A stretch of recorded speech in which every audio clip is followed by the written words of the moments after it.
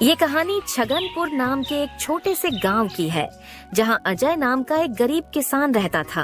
अजय के परिवार में उसके अलावा उसकी पत्नी सीमा और एक बेटा राजू था, जिनके साथ वो बहुत खुशी खुशी रहता था। अजय के पास गांव में अपनी एक जमीन थी, जहां पर खेती कर वो अपने घर का पालन पोषण करता था। परंतु अब उसकी वो जमीन पहले की तरह उपजाऊ नहीं रही थी। धीरे धीरे उसकी जमीन से फसल की पैदावार भी कम होने लगी थी। एक दिन इसी चिंता में वो अपने जमीन के पास बैठा होता है और कमाने का कोई और जरिया सोचने लगता है। दिन प्रतिदिन मेरे इस जमीन से उगने वाली फसल कम होते जा रही है। लगता है मुझे अब कोई दूसरी जमीन लेकर काम करना होगा, या तो कोई और जरिया ढूंढना होगा कमाने का। पर अब मैं इस जमीन के भरोसे नहीं रह सकता हूँ। चलो एक बार चल के सीमा से राय लेकर देखता हूँ वो क्या कहती है इस बारे में। अजय तुरंत खेत से अपने घर की तरफ चल पड़ता है। घर पहुंचकर वो सबसे पहले अपनी पत्नी सीमा को आवाज लगाता है। सीमा जरा यहाँ आना, तो तुमसे एक जरूरी बात करनी है। अजय की आवाज सुनकर सीमा वहाँ आ जाती है। बोलिए, आपने मुझे बुलाया क्या? हाँ सीमा, मुझे तुमसे एक जरूरी विषय पर बात करनी है और तुम्हारी राय जाननी है। हाँ बोलिए, क्या बात है? सीमा, तुम तो जानती हो हमारी जमीन अब पहले की तरह इतनी उपजाऊ नहीं रही है, और अगर मैं ज्यादा खाद वगैरह डालने की कोशिश करूंगा तो कहीं उसकी मिट्टी और खराब ना हो जाए। इसलिए सोच रहा हूँ कि कुछ समय के लिए उस जमीन पर खेती करना छोड़ दूं। हर साल थोड़ी थोड़ी खाद उसमें डालता रहूंगा, जिससे कुछ सालों बाद वो पहले की तरह उपजाऊ हो जाएगी। फिर उसमें खेती करना शुरू कर दूंगा। हाँ, ये ठीक रहेगा। इससे आपकी जमीन भी सही रहेगी और उसमें उगने वाली फसल भी। हाँ, पर तब तक मैं क्या करूं? क्योंकि मेरे पास दूसरी तो कोई जमीन नहीं है, तो घर का खर्च चलाने और राजू के पढ़ाई के लिए कहां से पैसे जुटा पाऊंगा। आप एक काम क्यों नहीं करते, एक बार जाकर गांव के जमींदार काका से मिल लीजिए। वो तो बहुत अच्छे और नेक दिल है, वो आपकी जरूर कोई मदद करेंगे। हाँ सीमा, ये ठीक रहेगा, क्योंकि काका अगर कोई नया काम भी करने बोलेंगे तो वो उसमें भी मेरी मदद कर देंगे। ठीक है सीमा, तो मैं कल सुबह सुबह ही काका से मिलने उनके घर चला जाऊंगा।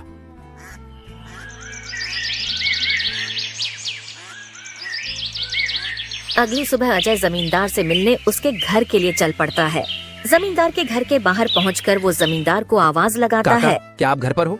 अजय की आवाज सुनकर जमींदार बाहर आता है। अरे आओ अजय बेटा, बोलो क्या हुआ, कुछ काम था क्या? हाँ काका, आपकी एक मदद चाहिए थी।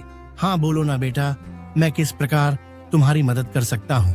अजय फटाफट से जमींदार को अपने खेत की हालत बता देता है। तो इसमें परेशान क्या होना बेटा?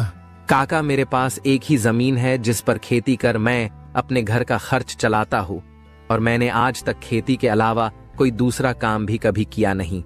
तो अब यही नहीं समझ रहा है मैं क्या करूं। बेटा, खेती के अलावा दूसरा काम क्यों करना? तुम एक काम करो, मेरे पास गांव के बाहर एक जमीन है, तुम उस पर खेती करो। काका, पर इससे तो आपका नुकसान हो जाएगा। नहीं बेटा, कोई नुकसान नहीं होगा। इसी बहाने तुम मेरी जमीन की देख रेख भी करोगे, क्योंकि अब तो मेरी उम्र भी हो गई है और मेरा बेटा भी शहर में रहता है, तो इससे तुम्हारा भी भला हो जाएगा और मेरी भी थोड़ी जिम्मेदारी कम रहेगी। ठीक है काका, अगर ऐसी बात है तो मैं कल से ही उस खेत पर काम करने चला जाऊंगा। अजय जमींदार को धन्यवाद कहकर वहाँ से अपने घर के लिए निकल जाता है। अजय अपने घर पहुंचकर सीमा को सारी बात बता देता है। ये तो बहुत अच्छा है, यानी आपकी सारी चिंता ही खत्म हो गई। हाँ सीमा, अब मैं काका के खेत पर बहुत मेहनत करूंगा और कोशिश करूंगा कि एक दो और खेत खरीद लूं, क्योंकि भविष्य में ऐसी समस्या आए तो उसके लिए हम तैयार रहे।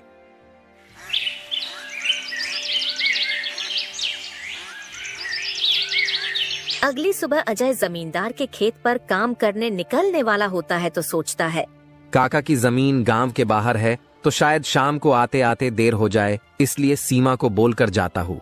सीमा, जरा यहाँ आना तो। अजय को बुलाता सुन सीमा वहाँ आती है। बोलिए, आपने बुलाया मुझे? हाँ सीमा, सुनो, काका का खेत गांव के बाहर है, तो मुझे शाम को घर लौटने में थोड़ी देर भी हो सकती है। तो अगर मुझे देर हो जाए तो तुम और राजू खाना खाकर सो जाना। ठीक है, पर अपना ध्यान रखना। और हाँ, 1 मिनट रुकना, मैं आपके खाने का डिब्बा लेकर आती हूँ, वो लेकर ही जाना।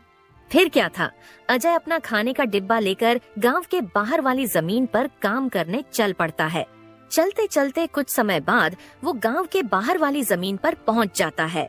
चलो अब पहुंच गया हूँ तो फटाफट से खेत पर काम करना शुरू कर देता हूँ। अजय अपनी कुदाल उठाकर खेत पर काम करना शुरू कर देता है। अजय को अभी काम करते कुछ समय हुआ ही था कि तभी पीछे से एक सांप आकर उसे काट लेता है। सांप के काटने के कुछ समय में ही अजय चक्कर खाकर वहीं गिर जाता है। यहाँ अजय सांप के काटने से बेहोश हो चुका था, पर गांव के बाहर होने के कारण उसकी खबर अब तक उसके घर वालों को नहीं चलती है। सुबह की अब रात हो जाती है और सीमा अजय का इंतजार कर रही होती है। माँ को इतने परेशान देख राजू पूछता है, क्या हुआ माँ, पिताजी अब तक क्यों नहीं आए? बेटा, तुम्हारे पिताजी आज काम करने जमींदार काका के गांव के बाहर वाली जमीन पर गए हैं और उन्होंने मुझे बोला भी था कि उन्हें आते आते देर हो जाएगी, पर अब कुछ ज्यादा ही समय हो गया है। माँ, आप क्यों फिक्र कर रही हो? पिताजी ने जब बोला था कि उन्हें आने में देर होगी तो कुछ सोच समझकर कहाँ होगा। एक काम कीजिए, आप जाकर सो जाइए। राजू की बात सुनकर सीमा अपने कमरे में सोने के लिए चली जाती है। अगली सुबह भी जब सीमा देखती है कि अजय अब तक घर नहीं आया है, तो परेशान होकर वो सीधा जमींदार से मिलने उसके घर की ओर चली जाती है। सीमा जमींदार के घर पहुंचकर उनसे अजय के बारे में पूछने लगती है। नमस्ते जमींदार काका। नमस्ते बेटी, बताओ कैसे आना हुआ? काका, अजय कल आपके गांव के बाहर वाले खेत में काम करने गए थे, पर अब तक घर नहीं आए हैं। क्या कहा बेटी? अजय कल गया था और अब तक घर नहीं आया? हाँ काका, उन्होंने मुझे कहा था कि खेत गांव के बाहर है तो आते आते रात हो जाएगी, पर अब तो रात की सुबह हो गई, पर वो अब तक नहीं आए हैं।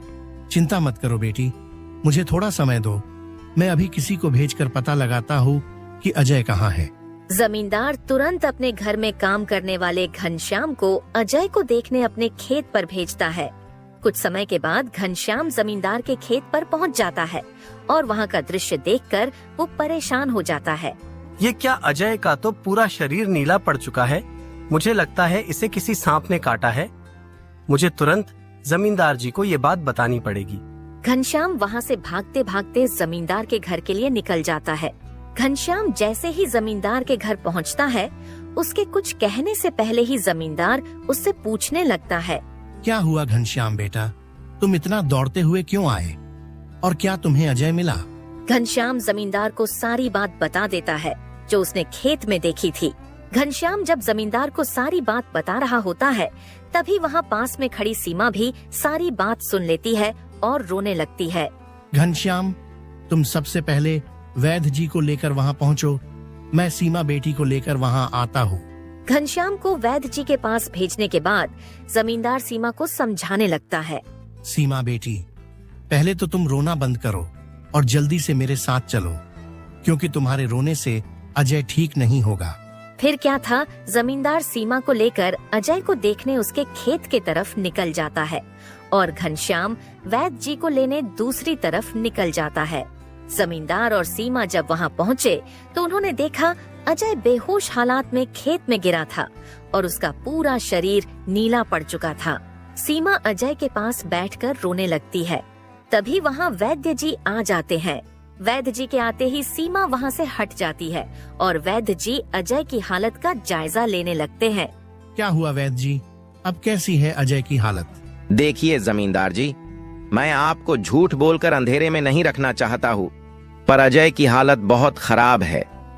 वैसे तो मैंने उसे जहर को काटने वाली औषधि दे दी है, परंतु जहर अजय के अंदर कुछ ज्यादा समय तक रह गया है, जिस कारण वो प्रगाढ़ बेहोशी के हालत में चला गया है। प्रगाढ़ बेहोशी, ये क्या होता है वैद्य जी? प्रगाढ़ बेहोशी के हालत में व्यक्ति जीवित तो होता है, परंतु उसके बदन के हिस्से में हलचल नहीं होती है, और ये अब कब होश में आएगा ये भी नहीं कह सकते हैं। वैद्य जी, तो अब हम क्या करें? देखिए जमींदार जी, अभी के लिए मैं कुछ दवाइयां दे रहा हूँ, उसे समय समय पर पानी में मिलाकर देना, बाकी तो सब ऊपर वाले के भरोसे हैं। वैद्य अजय की हालत का जायजा लेकर और दवा देकर वहां से चले गए। फिर कुछ गांव वाले अजय को लाकर उसको उसके घर के बिस्तर पर लिटा देते हैं। देखो सीमा बेटी, तुम बिल्कुल चिंता मत करना, तुम अजय की अच्छे से देखभाल करो, देखना वो बहुत जल्द ठीक हो जाएगा और तुम्हें अगर किसी भी चीज की कोई भी जरूरत हो तो मुझे जरूर बता देना, और हर महीने मैं तुम्हारे लिए और राजू के लिए कुछ पैसे भेजता रहूंगा, पर तुम हिम्मत मत हारना। आपका बहुत बहुत धन्यवाद काका, आप हम लोगों की बहुत मदद कर रहे हो। जमींदार फिर वहाँ से सीमा को दिलासा देकर चले जाते हैं। जमींदार के जाने के बाद वहाँ राजू आ जाता है और अपने पिता की हालत देखकर सीमा से उसका कारण पूछने लगता है। माँ, ये पिताजी को क्या हुआ है? बेटा, तुम्हारे पिताजी को कल खेत में सांप ने काट लिया है, जिस कारण वो बेहोश हो गए हैं। माँ, तो पिताजी होश में कब आएंगे? बेटा, वैद्य जी ने कुछ दवाइयाँ दी है और उन्हें समय समय पर पिलाने कहा है। उन्होंने बोला कि उन दवाइयों से वो बहुत जल्द ठीक हो जाएंगे। पर माँ, पिताजी की ऐसी हालत है तो अब हमारे घर का खर्च कैसे चलेगा? बेटा, तुम उसकी चिंता मत करो, मैं हूँ ना, मैं सब संभाल लूंगी। नहीं माँ, आप क्या क्या करोगी? आप पिताजी का ध्यान रखोगी, आप घर संभालोगी कि घर का खर्च देखोगी? माँ, आप बस पिताजी का और घर का ध्यान रखो, मैं अब खेत पर काम करके घर का खर्च चलाऊंगा। राजू की ऐसी बातें सुन सीमा भावुक हो जाती है। नहीं बेटा, तुमको काम करने की कोई जरूरत नहीं है, मैं सब संभाल लूंगी। तुम बस अपने पढ़ाई का ध्यान रखो। तुम्हारे पिताजी का सपना है कि तुम बहुत बड़े अफसर बनो, और मैं तुम्हें वो बनाकर रहूंगी, भले उसके लिए मुझे कितनी भी मेहनत क्यों ना करनी पड़े। फिर सीमा राजू को वहाँ से पढ़ने भेज देती है। मुझे अब कुछ करना ही होगा, क्योंकि मैं अब अजय का ठीक होने का इंतजार तो नहीं कर सकती हूँ। मुझे अब खुद जाकर खेती करनी होगी, और हो सके तो कोई और काम भी देखना होगा। अगली सुबह सीमा सीधे जमींदार से मिलने पहुँच जाती है। नमस्ते जमींदार काका। नमस्ते बेटी, बताओ कैसे आना हुआ, और अजय की तबीयत अब कैसी है?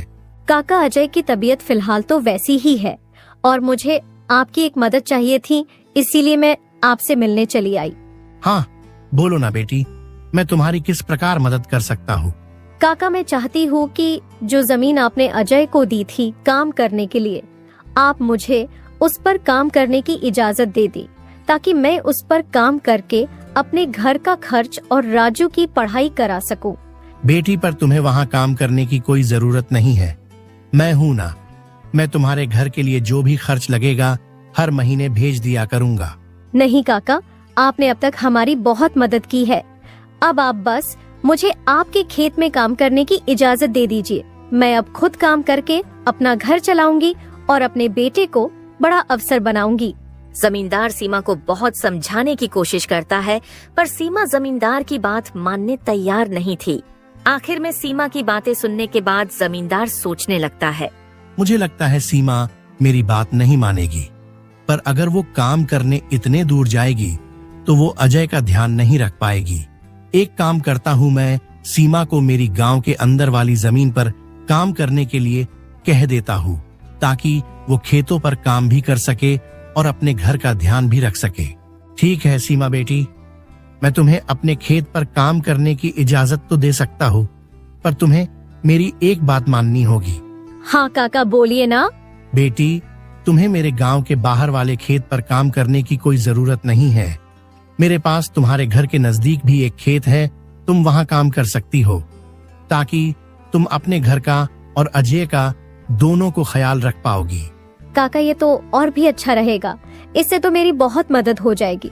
बेटी, पर एक छोटी सी समस्या है, वो खेत बाहर वाले खेत से थोड़ा छोटा है। हाँ तो कोई बात नहीं है काका, वो खेत मेरे घर से नजदीक है, वही बहुत बड़ी बात है। मैं खेत में काम करने के साथ साथ दूसरे के घर का काम भी करना शुरू कर दूंगी, ताकि उन पैसों से मैं राजू की पढ़ाई का खर्च निकाल सकूं। बेटी, पर तुम्हें इतना काम करने की क्या जरूरत है? काका, मुझे काम करना ही होगा। अजय का सपना था कि राजू पढ़ लिख कर बड़ा आदमी बने। अगर मैं मेहनत नहीं करूंगी तो उसका सपना अधूरा रह जाएगा।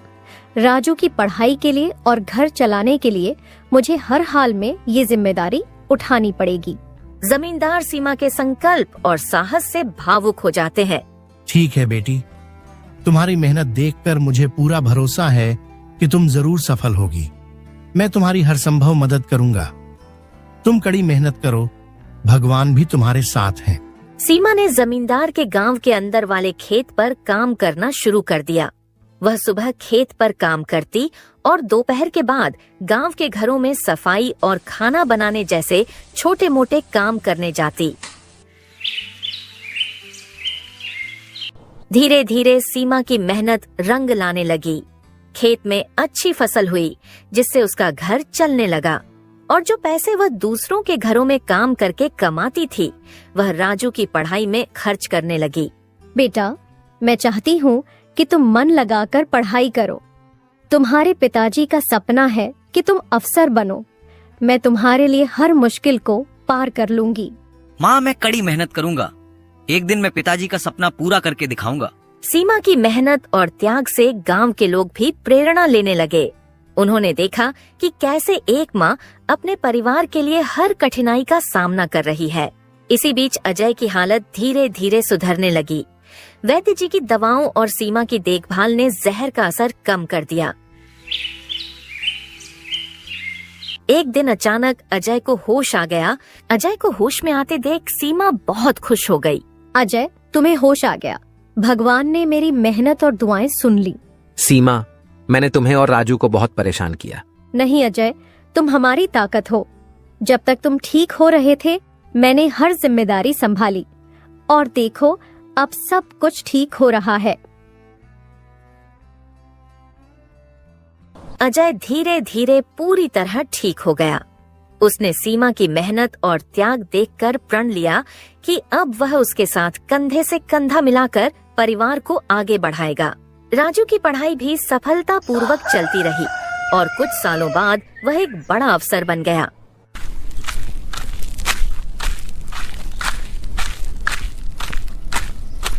माँ, पिताजी, मैं आज जो कुछ भी हूँ वह आपकी मेहनत और त्याग के कारण हूँ। नहीं बेटा, ये सब तुम्हारी माँ का बलिदान है। उसने हमारे परिवार को बचाने के लिए हर मुश्किल का सामना किया। सीमा का त्याग और अजय का साथ, दोनों ने मिलकर एक नई मिसाल कायम की। गांव वाले अब भी उनकी इस कहानी को आने वाली पीढ़ियों को प्रेरणा के रूप में सुनाते हैं। इस तरह माँ का त्याग की यह कहानी हमें सिखाती है कि एक माँ का समर्पण किसी भी चुनौती को पार कर सकता है और परिवार को जोड़ कर रखता है। दोस्तों, तो इस तरह की और शानदार और मजेदार कहानियाँ देखने के लिए हमारे इस चैनल को जल्द से जल्द सब्सक्राइब कर लें